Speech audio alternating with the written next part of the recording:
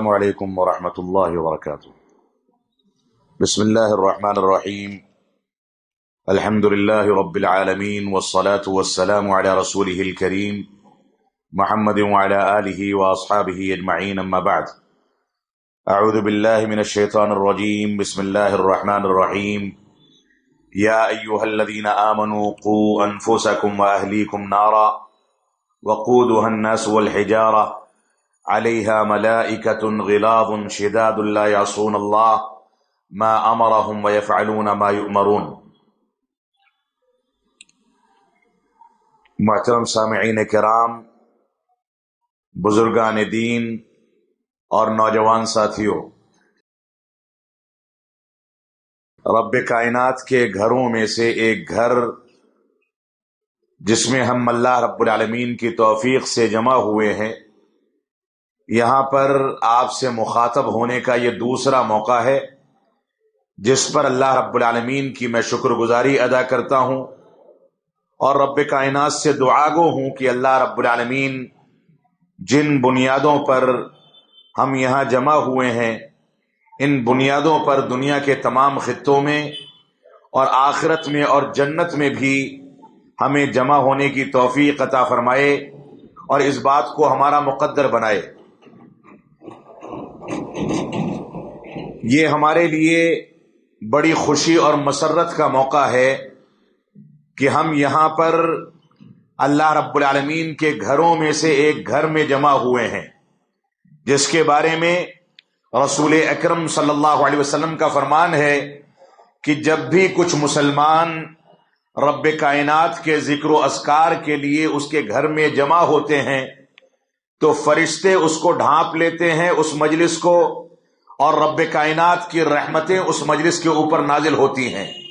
ہم اللہ رب العالمین کی ذات سے امید رکھتے ہیں اور دعا کرتے ہیں کہ اللہ رب العالمین ہمارے اندر بولنے سے پہلے اور سننے سے پہلے یہ قوت عطا فرمائے کہ ہم اپنے اندر اتنا اخلاص پیدا کریں کہ یہ مجلس بھی انہی مجلسوں میں شمار کی جائے جن مجلسوں کو فرشتے ڈھانپ لیتے ہیں اور رب کائنات کی رحمت کے تحت اس کو شمار کیا جاتا ہے۔ اللہ رب العالمین ہم کو اس مجلس کو اپنے اخلاص کے ذریعے اتنا بابرکت بنانے کی توفیق عطا فرمائے کہ ہم قرآن و سنت اور منہج صحابہ کی بنیادوں پر جیسے یہاں پر جمع ہوئے ہیں، ویسے ہی رب کائنات ہم کو جنت میں جمع ہونے کی توفیق عطا فرمائے۔ یہ بڑی مسرت کا اور خوشی کا موقع ہے، اور ساتھ ہی یہ مسئولیت اور ذمہ داری کو محسوس کرنے کا موقع ہے کہ ہم کیا ہر موقع سے اتنی فکر کرتے ہیں کہ رب کائنات کے احکامات کو سمجھ سکیں؟ کیا ہر موقع سے ہم کو یہ توفیق ملتی ہے کہ ہم قرآن و سنت کی ترویج کے لیے اور قرآن و سنت کی دعوت و تبلیغ کے لیے اور قرآن و سنت اور منہج صحابہ کے پورے دستور اور طریقے کو دنیا کے سامنے پیش کرنے کے لیے کیا ہم ہمیشہ ایسے ہی جمع ہوتے ہیں؟ ہمارے اندر اخلاص موجود ہوتا ہے یا نہیں ہوتا ہے؟ یہ ایک سوالیہ نشان ہے۔ ہم کو اس بارے میں اس چیز پر توجہ دینی چاہیے کہ جیسے دنیا کی ترقی کے لیے، دنیا میں مال کمانے کے لیے، دنیا کے اندر ترقی کرنے کے لیے، دنیا میں دوڑ بھاگ میں آگے جانے کے لیے، کاروبار کو ترقی دینے کے لیے جیسے ہم دنوں رات کو ایک کر دیتے ہیں، حساب کتاب پورا نہیں ہوا تو نیند کی قربانی دے دی، معاملات پورے نہیں ہوئے تو ضرورت سے زیادہ آفس میں اور فیکٹری میں بیٹھ گئے، کیا ہم دنیا کی ترقی کے لیے جیسے جدوجہد اور کاوشیں کرتے ہیں؟ یہ ایک سوالیہ نشان ہے کہ کیا ہم دین کی ترقی کے لیے، دین پر کاربند ہونے کے لیے، دین کے اندر مکمل طریقے سے داخل ہونے کے لیے کیا ہم اسی انداز سے فکر کرتے ہیں؟ ایسے ہی فکر ہماری دامنگیر ہوتی ہے کہ ہم دنوں رات میں اس بات کی فکر کریں کہ صبح بیدار ہوں تو کاروبار کے پہلے رب کائنات کی شکر گزاری ادا کرنے کے لیے بیدار ہوں۔ ہم جب رات میں سوئیں تو سونے سے پہلے کاروبار کے کام کو ختم کرنے سے زیادہ اس بات کی فکر کر کے سوئیں کہ یہ رات ہماری آخری رات ہو گئی، تو ایسا نہ ہو کہ قیامت کے دن رب کائنات کے سامنے جواب نہ دے سکیں۔ اس وجہ سے رب کائنات کو یاد کر کے سوئیں، رات میں باوضو ہو کر کے سوئیں، یہ سوچ کر کے سوئیں کہ دن بھر میں ہم نے کہاں کون سا کام کیا، کیا صحیح کیا، کیا غلط کیا، ان چیزوں کا جائزہ لے کر کے غلطیوں کی تلافی کرنے کے بعد اپنے نرم و گداز بستر پر جائیں اور جو اچھائیاں ہیں ان کے بارے میں رب کائنات سے اخلاص کی بھیک مانگ کر کے سوئیں۔ یہ ایک فکر کرنے کی بات ہے کہ ہر مسلمان کی زندگی رسول اکرم صلی اللہ علیہ وسلم کے فرمان کے مطابق کہ کن فی الدنیا کأنک غریب او عابر سبیل، کہ دنیا میں ایسے زندگی گزارو جیسے ایک غریب اور اجنبی شخص زندگی گزارتا ہے یا ایک مسافر زندگی گزارتا ہے، اس انداز سے زندگی گزارو۔ اور راوی حدیث ابن عمر رضی اللہ تعالی عنہما فرماتے تھے اذا اصبحت فلا تنتظر المساء، جب صبح کا وقت مل جائے تو رات کے وقت اور شام کے وقت کا انتظار نہ کرو، وَإِذَا أَمْسَيْتَ فَلَا تَنْتَظِرِ الصَّبَاحَ، اور جب شام کا وقت دستیاب ہو جائے، مل جائے، نصیب ہو جائے تو صبح کے وقت کا انتظار نہ کرو۔ یہ ایک مومن کی زندگی کا مکمل خلاصہ ہے کہ ہر سویرے کو وہ اپنا آخری سویرا تصور کرتا ہے، ہر شام کو اپنی آخری شام تصور کرتا ہے، لیکن بدقسمتی ایسی ہے کہ ہم لاپرواہی کی جن حدوں کو پار کر کے اس دنیا میں عیش و آرام کی اور لاپرواہی، سستی اور کاہلی کی زندگی کو گزار کر کے گمراہی کی جس کگار پر کھڑے ہوئے ہیں، وہ بذات خود ایک مسلمان کے لیے سوالیہ نشان ہے۔ ہم نے حلال و حرام کی تمیز کی نہیں کی، رب کائنات کی عبادات کو انجام دیا نہیں دیا، اس کی عبادت کا حق ادا کیا نہیں کیا، توحید باری تعالی اور اس کے تقاضوں کی تکمیل کی یا نہیں کی، ہم نے کون سے کام کیے، کون سے کام نہیں کیے، کون سے کام کرنے چاہیے تھے، کن کاموں سے بچنا تھا، ہم نے کون سے فیصلے کیے۔ ہمارے لیے یہ لمحے فکریہ ہے۔ میں نے آپ کے سامنے ایک آیت کریمہ کی تلاوت کی جس میں رب کائنات نے فرمایا یا ایھا الذین آمنوا قوا انفسکم واہلیکم نارا، اے لوگو، اے ایمان والو، اپنے آپ کو، اپنے اہل و عیال کو اللہ رب العالمین سے اور رب کائنات نے جو دوزخ تیار کی ہے، جو عذاب تیار کیا ہے، اس سے ڈراؤ، اپنے آپ کو ڈراؤ، اپنی آل اولاد اور نئی نسلوں کو ڈراؤ، اس آگ سے ڈراؤ جس آگ کا ایندھن انسان اور جنات ہوں گے۔ رب کائنات نے واضح کر دیا۔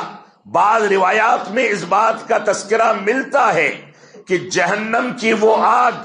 جس سے رب کائنات نے اس آیت کریمہ میں ڈرایا ہے، آل اولاد کی اسلامی تربیت پر ابھارا ہے، اپنے نفس کا بار بار جائزہ لینے کا حکم دیا ہے، وہ آگ اتنی دردناک، اتنی خطرناک اور اتنی زیادہ تباہ کن ہے کہ اگر اس آگ کی ایک چنگاری اس دنیا کے اندر گرا دی جائے تو قیامت تک اس دنیا میں سبزہ نہیں اگ سکتا۔ یہ دنیا قحط سالی کا شکار ہو کر کے تباہ و برباد ہو جائے گی۔ رب کائنات نے حکم دیا یا ایھا الذین آمنو، اے ایمان والو، اپنے آپ کو اور اپنی اولاد کو اس آگ سے ڈراؤ جس آگ کا ایندھن انسان ہوں گے اور اس کے اوپر سخت قسم کے فرشتے مسلط کر دیے جائیں گے، جو جس بات کا حکم دیا جاتا ہے اس کو کرتے ہیں، اور رب کائنات کی نافرمانی ان کے تصور اور وہم و گمان میں بھی نہیں آ سکتی۔ رب کائنات نے غالباً ترمذی کی صحیح روایت ہے، اللہ کے نبی صلی اللہ علیہ وسلم نے فرمایا کہ جب انسان کو قبر کے حوالے کیا جاتا ہے تو نیلی اور سیاہ نیلی نیلی آنکھوں والے اور بہرے فرشتے اس کے اوپر مسلط کیے جاتے ہیں. اس سے سوال کیا جاتا ہے، سوالوں کا جواب دے دے تو وہ ٹھپکی دے کر کے کہتے ہیں کہ جیسے پہلی رات میں ایک دلہن سکون کے ساتھ سوتی ہے ویسے ہی سو جاؤ، جنت کی کھڑکیاں کھول دی جاتی ہیں. لیکن اگر انسان دنیا کے اندر فحش کاری، شرک و بدعات، سرکشی اور بغاوت کی زندگی اختیار کرتا ہے تو اس کے قبر کے دونوں پارٹوں کو ملا دیا جاتا ہے. ان فرشتوں کو حکم دیا جاتا ہے کہ اس کے دونوں کانوں کے درمیان میں لوہے کے ہتھوڑے سے قیامت تک وار کرتے رہے. جب یہ انسان چیختا ہے تو ثقلین یعنی انسان اور جناتوں کے علاوہ ساری مخلوقات جہاں تک آواز پہنچتی ہے وہ اس آواز کی وجہ سے بل بلا اٹھتی ہیں. تو ہمارے سامنے جواب دہی کا تصور ہونا چاہیے. ہمارے سامنے یہ تصور ہونا چاہیے کہ ایک گھر میں ایک باپ ہے جو گھر کا سرپرست ہے. اس کی ذمہ داری ہے کہ گھر کی خواتین کو نماز پڑھنے کا عادی بنائے. اس کی ذمہ داری ہے کہ نئی نسلوں کو اس بات کا حکم دے کہ تمہارے اوپر کون سی چیزیں واجب ہیں، نماز باجماعت ادا کرنے کا اسلامی تصور کیا ہے. یہی وجہ ہے کہ اللہ کے نبی صلی اللہ علیہ وسلم نے فرمایا کہ تنکح المرأة لأربع، عورت سے 4 اسباب کی وجہ سے شادی کی جاتی ہے. یہ تربیت اولاد کا بنیادی پہلو ہے. فرمایا 4 اسباب کی وجہ سے شادی کی جاتی ہے. اس کا مال و دولت، اس کی برادری، اس کا حسن و جمال اور اس کی دینداری، یہ 4 اسباب ہیں ایک عورت کو منتخب کرنے کے لیے. اور اللہ کے نبی صلی اللہ علیہ وسلم نے حجۃ الوداع کے موقع سے فرمایا تھا لا فضل لعربی علی عجمی ولا لعجمی علی عربی ولا لابیض علی اسود ولا لاسود علی ابیض الا بالتقوی. کسی کالے کو کسی گورے پر، کسی گورے کو کسی کالے پر، کسی عربی کو کسی غیر عربی عجمی پر، کسی عجمی کو کسی عربی پر کوئی فضیلت و فوقیت حاصل نہیں ہے سوائے تقوی کے. یہ معیار ہے کہ بنارس میں زندگی گزارنے والا اس تقوی کے سارے حدود کو محفوظ کر دے تو مکہ مکرمہ اور مدینہ نبویہ میں زندگی گزارنے والا جو اس سے کم تقوی اختیار کرتا ہے اس کی فضیلت اس کے مد مقابل اسی تقوی کی بنیاد پر بڑھ جاتی ہے. لیکن بدقسمتی کیا ہے، رسول اکرم صلی اللہ علیہ وسلم نے فرمایا 4 اسباب کی وجہ سے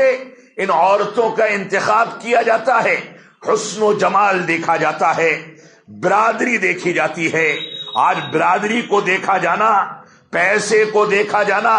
مال و دولت کا اختیار کرنا، یا اسی طریقے سے حسن و جمال کی بنیاد پر لڑکیوں کے انتخاب کرنے کے معاملے میں ہم پوری ذمہ داری کے ساتھ اپنی ذمہ داریوں کو ادا کرتے ہیں. ایسا نہ ہو کہ غیر برادری میں کوئی رشتہ ہو جائے اور ہمارے خاندان کے لوگ تانے مارتے پھریں. ایسا نہ ہو کہ کوئی غریب لڑکی ہمارے گھر میں آ جائے اور اس کے خاندان کا بھلا ہو جائے، لوگ تانا ماریں گے کہ پتہ نہیں کس گھر سے اٹھا لائے. ایسا نہ ہو کہ مال و دولت میں کمی والی لڑکی ہمارے خاندان کا حصہ بن جائے. اللہ کے نبی صلی اللہ علیہ وسلم نے فرمایا تھا فاظفر بذات الدین، دینداری کی بنیاد پر لڑکی کا انتخاب کر کے تم کامیاب ہو جاؤ. یہی ایک نسخے کیمیا ہے جس کے ذریعے سے نئی نسلوں کو نمازی بنایا جا سکتا ہے. حسن و جمال موجود ہے تو اچھی بات ہے، لیکن دینداری یہ حسن و جمال کی صفت کو ختم کر کے ساری زندگی کے لیے خاندانوں کو جنت نشان بنا دیتی ہے. برادری کا انتخاب اگر ہے تو اچھی بات ہے، لیکن اگر دینداری نہیں ہے تو دینداری نہ ہونے کی بنیاد پر خاندانوں کے جھگڑے، آپسی انتشار گھروں کے اندر جہنم کی علامتیں پیدا کرتی ہیں۔ اس وجہ سے رسول اکرم صلی اللہ علیہ وسلم نے فرمایا کہ دینداری کو اہمیت دے کر کے تم کامیاب ہو جاؤ۔ لڑکی اگر دیندار ہے تو مالدار ہو نہ ہو، اس کے پاس دل کی مالداری دینداری کی بنیاد پر ایسی ہوگی کہ ساس بہو کے جھگڑے نہیں چلیں گے، خاندان ٹوٹے گا نہیں بلکہ میل ملاپ پیدا ہوگا، محبتیں پنپیں گی، جنت نشان خاندان بنے گا، نمازی پیدا ہوں گے، صلاۃ فجر میں اٹھ کر کے مسجدوں کو آباد کرنے والے اس گھرانے سے نکلیں گے، مسجدوں میں آ کر کے بیٹھیں گے، تلاوت کا اہتمام کریں گے۔ اگر دینداری غالب ہوگی تو حسن و جمال بھی جو بڑھاپے کے ساتھ زائل ہو جاتا ہے، یہ دینداری موت تک کام آنے والی، بلکہ موت کے بعد اس دینداری کی تربیت پر پنپنے والی نئی نسل موت کے بعد بھی اس دینداری کے لیے، یا دینداری جس نے پیدا کی ہے اس کے لیے صدقہ جاریہ بنے گی۔ لہذا اللہ کے نبی صلی اللہ علیہ وسلم نے تربیت کے بارے میں ہمارے سامنے واضح کر دیا کہ اسلامی تربیت کا بنیادی گوشہ یہ ہے کہ جس وقت لڑکی کو تلاش کیا جائے تو جو بھی اسباب دنیا میں دیکھے جاتے ہیں وہ دیکھے جائیں نہ دیکھے جائیں، لیکن دینداری اور دیندار لڑکی کو تلاش کر کے اپنے مستقبل کو نکھارنے اور آخرت میں رب کائنات کے سامنے سرخرو اور کامیاب ہونے کے اسباب پیدا کیے جائیں۔ یہ ایک مرحلہ ہے۔ اللہ کے نبی صلی اللہ علیہ وسلم نے جو سنتیں بتائیں، فرمایا دینداری کی بنیاد پر لڑکی کو تلاش کرو، جب خاندان میں شادیاں ہوں تو شادی کے موقع سے، نکاح کے موقع سے، فضول خرچی سے، رسوم و رواج سے، غلط انداز کی چیزوں سے اپنے آپ کو بچاؤ، اور اگر دینداری ہوگی تو یقیناً انسان رسوم و رواج سے پرہیز کرے گا، کیونکہ یہ رسوم و رواج ہمارے خاندانوں سے برکتوں کو زائل کرنے اور شیطان کے غلبے کا ذریعہ ہے۔ تو اللہ کے نبی صلی اللہ علیہ وسلم نے ہم کو خطبۃ الحاجہ سکھا دیا۔ یہ خطبۃ الحاجہ ایک مولوی کا نکاح کا خطبہ پڑھ دینا نہیں ہے، بلکہ یہ مکمل پیغام اور مکمل میسج ہے کہ لڑکے اور لڑکی کے نکاح کے موقع سے 3 آیتوں کی جو تلاوت کی جائے اس میں بار بار اس بات کی تلقین کی جائے کہ تم تقوی اور پرہیزگاری کو اختیار کرو، تم اپنی حقیقت کو سمجھو، تم سچائی سے کام لو، اللہ اور اس کے رسول کی اطاعت کرو۔ لہذا ہماری یہ ذمہ داری ہے کہ ہم قرآن و سنت کے مطابق ان چیزوں کا اختیار کریں۔ تو نکاح کی 3 آیتوں میں تقوی اور پرہیزگاری کا حکم دینا یہ بھی اسلامی تربیت کا ایک بنیادی حصہ ہے۔ اور یہی اتنا نہیں ہے، اللہ کے نبی صلی اللہ علیہ وسلم نے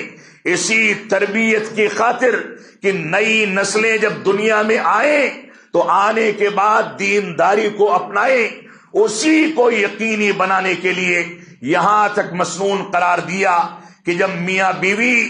مدتوں سے جس گھڑی کا انتظار کر رہے تھے وہ حجرے عروسی میں جائیں، خلوت میں جائیں، تو اس سے پہلے کہ وہ آپس میں ملاقات کریں اس سے پہلے مسنون عمل یہ ہے کہ وہ باوضو ہو کر کے ساتھ میں 2 رکعت نفل پڑھیں، رب کائنات سے دعا کریں، اور ہم بستری سے پہلے جو دعا پڑھی جاتی ہے وہ بھی تربیت کے ان اصولوں کو یقینی بنانے کا ایک ذریعہ ہے۔ فرمایا اللہم جنبنا الشیطان، اللہم جنبنا وجنبنا الشیطان ما رزقتنا۔ اللہ رب العالمین کے سامنے اس بات کی عاجزی بیان کی جائے، یہ دعا پڑھی جائے کہ اللہ رب العالمین ہم شیطان سے پناہ مانگتے ہیں، اور جو کچھ اس ملاقات کے نتیجے میں ہم کو رزق دیا جانے والا ہے، جو اولاد اگر ہمارے مقدر میں ہے تو اس بچے کو بھی شیطان کے کچوکے سے، شیطان کے وسوسوں سے، شیطان کے ہتھ کنڈوں سے محفوظ رکھنا، یہ دعا کر کے تربیت کے ان مقاصد کو مکمل کرنے کو یقینی بنانے کی تلقین کی گئی۔ یہی اتنا نہیں ہے، اگر حمل ٹھہر جاتا ہے تو محدثین لکھتے ہیں کہ بچے کی نیکی کے لیے عورت کی یعنی ماں کی ذمہ داری ہے کہ حمل کے دوران اس کو ماہواری سے نجات دے دی گئی، 9 مہینے تک مستقل تلاوت کلام پاک، نمازوں کی پابندی کا اہتمام کرنے کا موقع دے دیا گیا۔ ابھی تک ہر مہینے میں اس کی نمازیں چھوٹتی تھیں، لیکن بچہ جب تک پیٹ میں ہے، جب تک اس کو مکمل طریقے سے اپنی اسلامی تربیت کا پورا موقع دیا گیا ہے۔ محدثین کہتے ہیں کہ جب بچہ پیٹ میں ہو تو ماں کی ذمہ داری ہے کہ بچے کے لیے دعائیں کرے، کیونکہ بچہ پیٹ ہی سے تربیت حاصل کرتا ہے۔ وہ جب دیکھتا ہے اللہ رب العالمین اس کے اوپر یہ اثرات مرتب کرتا ہے کہ ماں باپ اس کے لیے دعائیں کرتے ہیں۔ ڈاکٹر کے مشورے کے مطابق جب تکلیف بڑھتی ہے تو ماں میوزک نہیں سنتی بلکہ قرآن مجید کی تلاوت کرتی ہے، قرآن مجید کی تلاوت سنتی ہے۔ اچھے اچھے قصے اور کہانیاں جو اسلامی مصادر سے ثابت ہیں وہ اس کو سنائے جاتے ہیں، اس کا دل اس میں لگایا جاتا ہے، تو بچہ 9 مہینے تک پیٹ میں اپنی اسلامی تربیت کے بارے میں رب کائنات کے حکم سے اثرات قبول کرتا ہے۔ پھر جب بچہ پیدا ہو گیا، پیدا ہونے کے بعد رسول اکرم صلی اللہ علیہ وسلم نے ہم کو یہ حکم دیا کہ مروا اولادکم بالصلاۃ وهم ابناء 7 واضربوهم وهم ابناء 10، کہ جب بچہ 7 سال کا ہو جائے تو اس کو نماز کا حکم دو، مسجد میں ساتھ میں لے کر کے آؤ، اور جب بچہ 10 سال کا ہو جائے اور اس 3 سال کی تربیت اور ٹریننگ کے باوجود اگر نماز نہیں پڑھتا، نمازوں کی پابندی نہیں کرتا، صلاۃ فجر میں بیدار ہو کر کے مسجدوں میں حاضری نہیں دیتا، تو 3 سال کی ٹریننگ کے باوجود اگر اس غفلت اور کاہلی کا شکار ہے، وَضْرِبُوهُمْ، تو ان کو مارو، سزا دو، وَفَرِّقُوا بَيْنَ الْمَضَاجِعِ، اور فرمایا ان کی جنسی تربیت کی ایک ذمہ داری یہ ہے کہ ان کے بستروں کو 10 سال کی عمر میں الگ کر دیا جائے۔ علماء اسلام کا اس بات پر اجماع ہے کہ کسی بھی بچے پر بلوغت سے پہلے کوئی عبادت واجب نہیں ہوتی، لیکن نماز تنہا ایسی عبادت ہے جس کو 7 سال کے نابالغ بچے کی تربیت کی خاطر اس کو نماز پڑھانے اور مسجد لانے کا حکم دیا گیا۔ علماء کا اجماع ہے کہ بلوغت سے پہلے کوئی عبادت واجب نہیں ہوتی، لیکن 10 سال جو کہ عموماً بچوں کی بلوغت کی عمر نہیں ہے، وہ نابالغ ہوتے ہیں، اگر پھر بھی اس عبادت کو اور نماز کو ترک کرتے ہیں تو ان کو سزا دینے کا حکم دیا گیا، کیونکہ اسلام ایک سسٹم پیش کرتا ہے، ایک دستور حیات پیش کرتا ہے۔ یہی وجہ ہے کہ اللہ کے نبی صلی اللہ علیہ وسلم ان بچوں کے ساتھ کھیلا کرتے تھے، ان سے ہنسی مذاق کرتے تھے، ان کے ساتھ اٹھا بیٹھا کرتے تھے، ان کو سلام کرنے میں پہل کرتے تھے، ان کی تربیت کے لیے ہنسی مذاق کے اسالیب اختیار کیا کرتے تھے۔ اور آپ دیکھیں صحیح بخاری کی وہ روایت جس میں ایک بچہ صحابی رسول، کوئی چھوٹے سے بچے تھے، نابالغ تھے، مجلس میں رسول اکرم صلی اللہ علیہ وسلم کے دائیں جانب بیٹھے تھے۔ آپ کے پاس کسی وفد نے آ کر کے ملاقات کی تھی، بزرگ حضرات آپ کے بائیں جانب بیٹھے تھے، دسترخوان لگا تھا۔ بچے کی تربیت کا تقاضا، اس کی اہمیت اور بچے کو اہمیت دے کر کے اس کے ساتھ انصاف کرنے کا تقاضا تھا کہ اللہ کے نبی صلی اللہ علیہ وسلم نے بچے سے پوچھا کہ پیارے بچے، حق تو تمہارا ہے کہ میں تمہاری جانب یہ گلاس یا گلاس کے اندر جو پانی ہے یا جو کھانے پینے کا سامان ہے، حق تو تمہارا ہے کہ دائیں جانب بیٹھے ہو میں پہلے تمہاری جانب پیش کروں، لیکن اگر اجازت دو تو میں پہلے مہمانوں کی طرف پیش کر دوں۔ یہ بچے کی تربیت کا پہلو تھا، اجازت دو تو پہلے بائیں جانب پیش کر دوں۔ بچے نے کچھ سوچا اور تربیت پر قربان جائیں ہمارے ماں باپ، اس تربیت پر قربان جائے ہمارا خاندان۔ بچے کی تربیت اتنی مضبوط کہ کہتا ہے کہ پیارے حبیب جناب محمد الرسول اللہ صلی اللہ علیہ وسلم کے مبارک ہاتھ سے جو چیز آئے گی میں اجازت نہیں دے سکتا کہ پہلے ادھر دی جائے، پہلے مجھ کو دی جائے اس کے بعد ادھر دے دی جائے، مجھ کو یہ گوارا ہے۔ یہ اللہ کے نبی صلی اللہ علیہ وسلم کی تربیت کا پہلو تھا۔ اللہ کے نبی صلی اللہ علیہ وسلم جب چلتے تھے تو اپنی سواری پر بچوں کو سوار کیا کرتے تھے۔ عبداللہ بن عباس رضی اللہ تعالیٰ عنہ آپ کی سواری پر پیچھے سوار تھے۔ آپ نے بڑی شفقت کے ساتھ اس نابالغ اور چھوٹے سے بچے کو مخاطب کیا، فرمایا یا غلام، اے پیارے بچے سن لو، انی اعلمک کلمات، میں تم کو کچھ کلمات سکھاتا ہوں، کچھ وصیتیں کرتا ہوں، اور ان وصیتوں کو اچھے طریقے سے اپنی زندگی میں مضبوطی کے ساتھ تھام لو، سن لو میں کیا کہنے جا رہا ہوں۔ احفظ اللہ یحفظک، اللہ رب العالمین کی حفاظت کرو، اللہ رب العالمین تمہاری حفاظت کرے گا۔ احفظ اللہ تجدہ تجاہک، اللہ رب العالمین کے دین کی حفاظت کرو، اللہ رب العالمین کو ہر مقام پر اپنے سامنے پاؤ گے۔ اور اس کے بعد فرمایا اذا سألت فاسأل اللہ، اگر سوال کرنا ہے تو مجھ سے نہ کرو، رب کائنات سے سوال کرو۔ وَإِذَا اسْتَعَنْتَ فَاسْتَعِنْ بِاللَّهِ، اگر مدد طلب کرنی ہے تو مجھ سے نہ کہو بلکہ رب کائنات سے مدد طلب کرو۔ اور سن لو کہ اگر ساری دنیا اس بات پر جمع ہو جائے عَلَىٰ أَن يَنفَعُوكَ بِشَيْءٍ لَمْ يَنفَعُوكَ إِلَّا مَا كَتَبَ اللَّهُ لَكَ، فرمایا اگر ساری دنیا اس بات پر جمع ہو جائے کہ تم کو کوئی نفع اور فائدہ پہنچانا چاہے تو جب تک رب کائنات نے تمہارے مقدر میں فائدہ نہیں لکھا ہوگا جب تک وہ تم کو فائدہ نہیں پہنچا سکتی۔ اور اگر ساری دنیا اس بات پر جمع ہو جائے کہ تم کو کوئی نقصان پہنچانا چاہے لم یضروک، تو تم کو نقصان نہیں پہنچا سکتی سوائے اتنے نقصان کے جو رب کائنات نے تمہارے مقدر میں لکھ دیا ہے۔ یہ ترمذی کی صحیح روایت ہے۔ اس طرح کی بے شمار روایتیں رسول اکرم صلی اللہ علیہ وسلم سے مروی ہیں جس میں چھوٹے چھوٹے بچوں کے ساتھ شفقت کر کے، ان کے ساتھ کھیل کود کا وتیرہ اختیار کر کے، ہنسی مذاق کا وتیرہ اختیار کر کے اللہ کے نبی صلی اللہ علیہ وسلم نے ان کی تربیت فرمائی، اور اسی تربیت کے نتیجے میں آگے چل کر کے کمانڈر صحابہ کرام،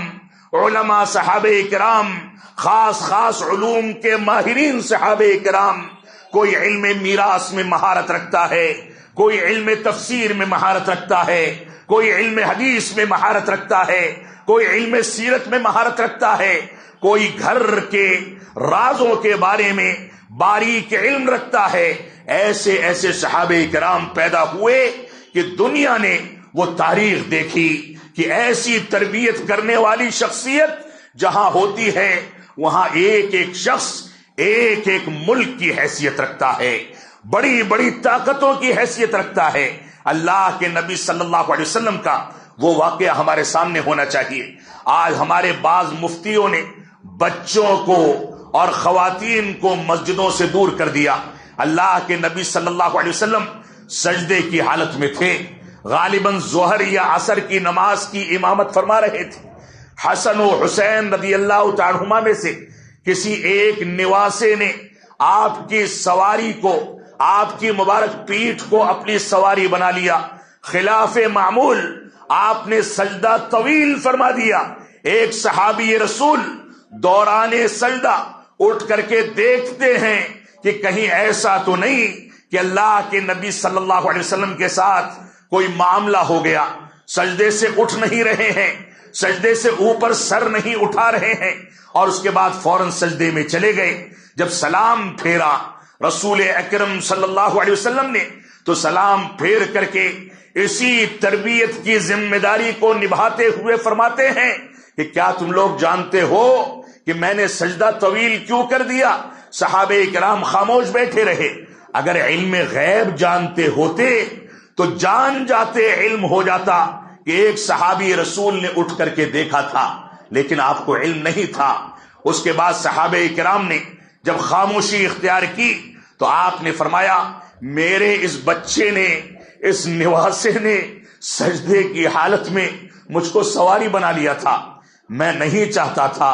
کہ اس کا شوق ٹوٹ جائے، میں نہیں چاہتا تھا کہ اس کے شوق میں خلل پیدا ہو۔ جب بچہ اپنا شوق مکمل کر کے سجدے سے اور میری پیٹھ سے نیچے اترا، تب میں نے سجدے کو ختم کر کے بقیہ نماز کی تکمیل کی۔ یہ صورتحال ہے۔ اللہ کے نبی صلی اللہ علیہ وسلم نے فرمایا، ایک صحیح روایت ہے، حوالہ میرے ذہن میں نہیں ہے، فرمایا کہ اگر نماز با جماعت ہو رہی ہے اور امام کو یہ بات سنائی دے کہ مسجد کے اندر کوئی بچہ رو رہا ہے، تو اس کی ذمہ داری ہے کہ بچے کے اس رونے کا اعتبار کر کے، اس کا لحاظ کر کے جلدی جلدی سجدے اور رکوع کی تکمیل کرے، چھوٹی تلاوت کرے، جلدی سے سلام پھیر دے، کیونکہ اس کو نہیں پتا کہ اس کی ماں کے دل پر کیا گزر رہی ہوگی۔ بچے کے رونے کی آواز سے ماں کی ساری توجہ نماز سے ہٹ کر کے بچے کی جانب ہوگی، لہذا نماز کو مختصر کر دیا جائے۔ یہ صورتحال تھی۔ یہاں دونوں چیزوں کی دلیل ہے۔ فرمایا ماں کے دل پر کیا گزر رہی ہوگی، کیونکہ ماں مسجد کے اندر موجود تھی، وہ بھی نماز ادا کرنے کے لیے آئی تھی۔ یہ صورتحال اسلامی تربیت کی خاطر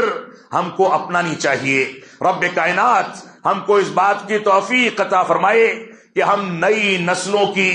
اسلامی تربیت کے لیے وہ سارے کے سارے جتن کریں، وہ ساری کی ساری ذمہ داریاں اٹھائیں جو صحابہ کرام نے اور رسول اکرم صلی اللہ علیہ وسلم نے اپنی اپنی حیات مبارکہ کے اندر اختیار کی تھی۔ بچوں کی تربیت کی خاطر رسول اکرم صلی اللہ علیہ وسلم، صحیح بخاری کی روایت ہے، یا ابا عمیر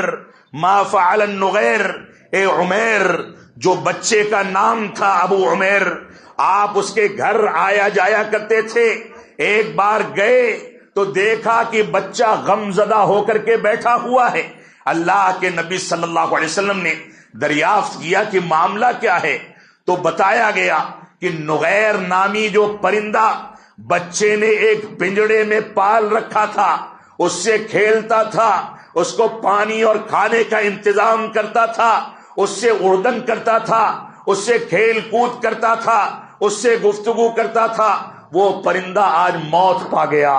مر گیا۔ اس وجہ سے بچہ غمزدہ بیٹھا ہوا ہے۔ اللہ کے نبی صلی اللہ علیہ وسلم جب بھی اس کے گھر جاتے تھے تو اس پرندے کے احوال کو پوچھا کرتے تھے تاکہ بچے سے انسیت پیدا ہو، آپ سے بچہ مانوس ہو جائے، اور اس مانوس ہونے کو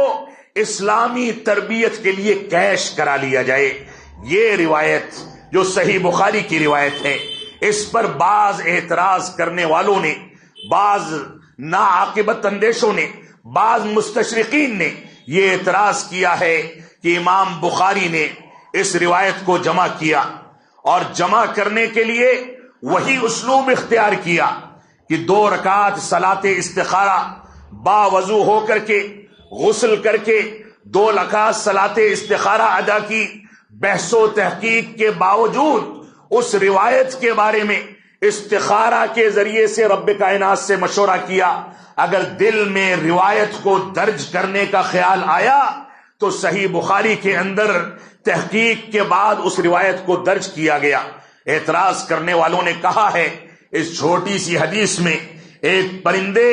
اور چھوٹے سے بچے کے واقعے سے کیا ملے گا؟ کون سی چیزیں ہم کو حاصل ہو جائیں گی؟ اتنی چھوٹی سی حدیث، اور امام بخاری رحمت اللہ علیہ نے اتنے زیادہ جتن کیے، اتنی زیادہ محنت کی، تو علماء کرام نے اس چھوٹی سی حدیث سے 48 مسائل مستنبط کیے،